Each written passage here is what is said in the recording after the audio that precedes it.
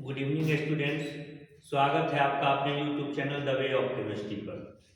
हम लोग फिर चर्चा करने जा रहे हैं कुछ इंपॉर्टेंट क्वेश्चंस के बारे में।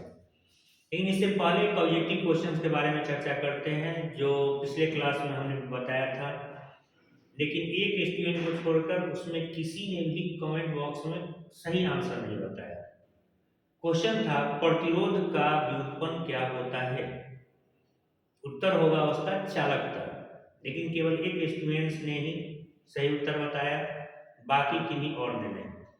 तो थोड़ा सा इस पर भी ध्यान देंगे क्योंकि पढ़ाई के क्रम में आप लोगों की जांच भी इसी प्रकार से हो जाती है। खैर, हम लोग चर्चा कर रहे हैं नेक्स्ट ऑब्जेक्टिव के बारे में।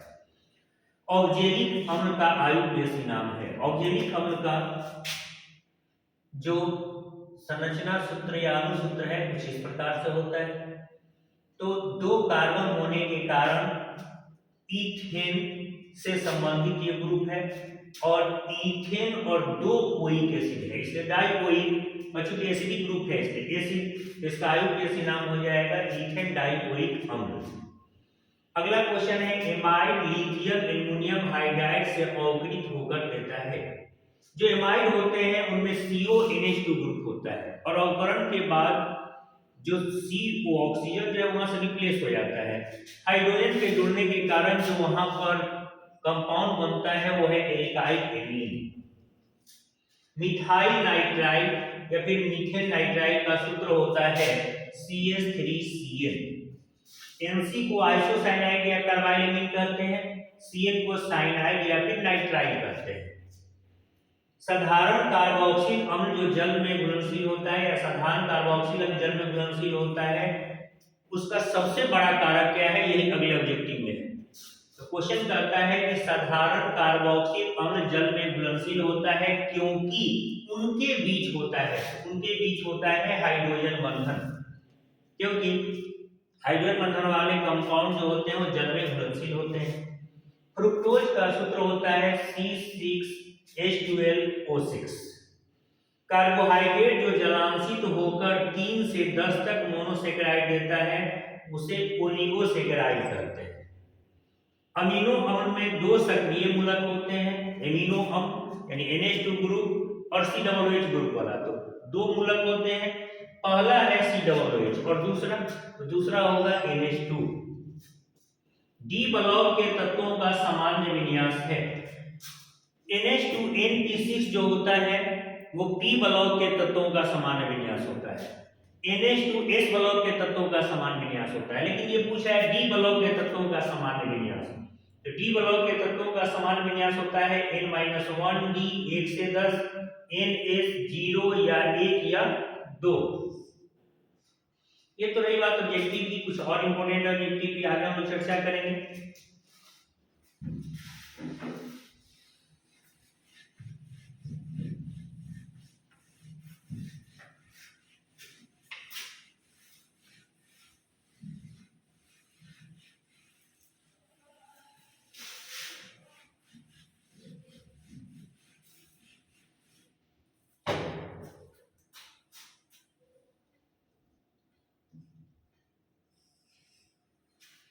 क्वेश्चन है निम्न पर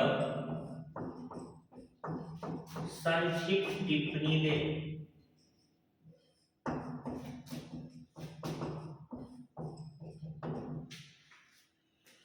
पहला, कार्बाइल एमीन प्रतिक्रिया।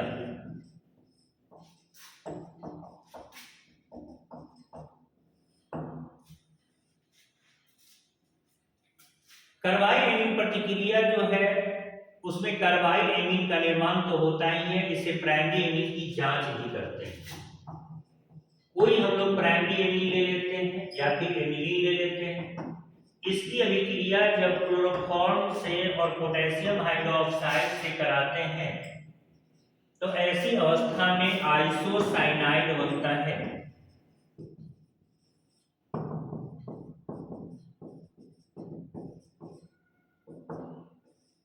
जिसकी गंध बड़ी तीक्ष्ण होती है।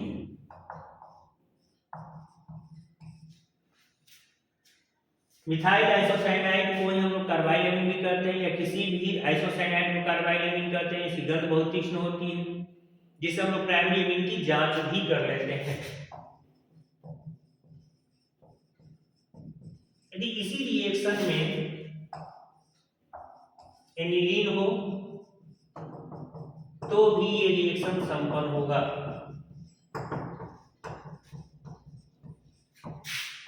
बनेगा C6H5NC 3KCl 3H2।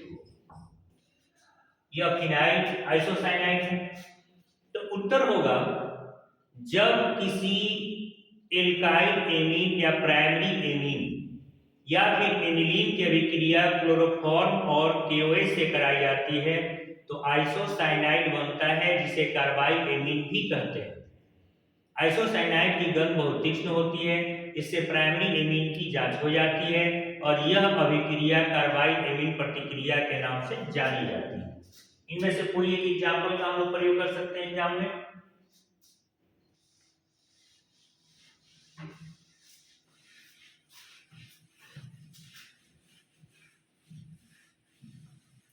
अगला क्वेश्चन है हॉफमैन ब्रोमाइड अभिक्रिया।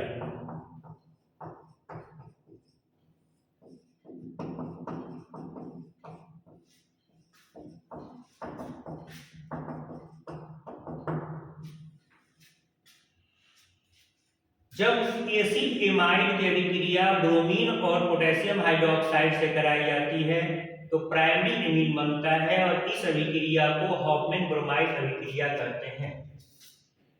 एग्जाम्पल रिएक्शन का कुछ इस प्रकार से दिया जा सकता है।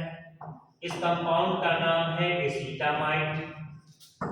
जब अभिक्रिया कराते हैं ब्रोमीन से और पोटेशियम हाइड्रोक्साइड से तो बनता है CH3NH2 अर्थात मिथाइल एमीन।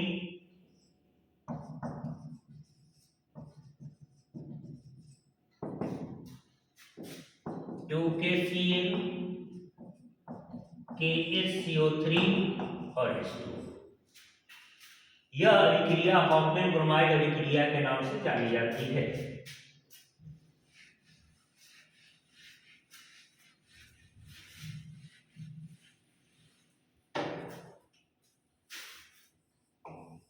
पुर्ज अभिक्रिया।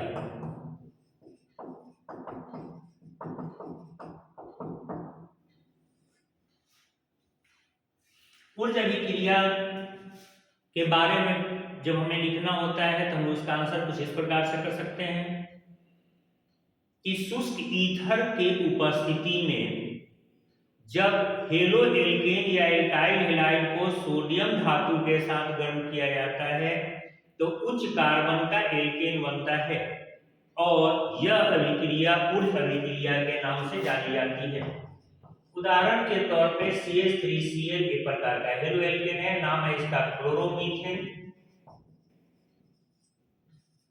इसे ही हम लोग मिथाइल क्लोराइड भी कहते हैं। जब इसे सोडियम के साथ शुष्क ईथर में गर्म करते हैं तो ईथेन बनता है।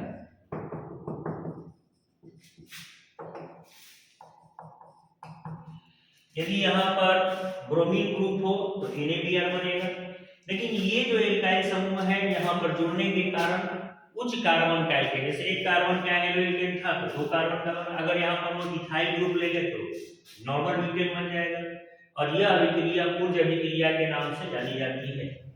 इसी का एक दूसरा एग्जाम्पल हम लोग देख सकते हैं। मान लिया जाए कि हम लोगों के पास कोई कंपाउंड ऐसा हो, नाम है इसका इथाइल क्लोराइड, जिसे क्लोरोईथेन भी हम लोग कहते हैं।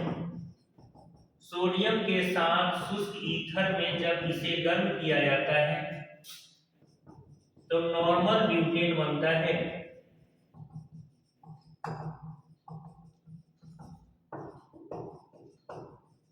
और यह अभिक्रिया पुर्ज अभिक्रिया के नाम से जानी जाती है। यदि क्लास पसंद आया हो तो इसे लाइक करें, इसे ज़्यादा से ज़्यादा शेयर करें और चैनल को आपने अभी तक सब्सक्राइब नहीं किया है तो इसे सब्सक्राइब करें।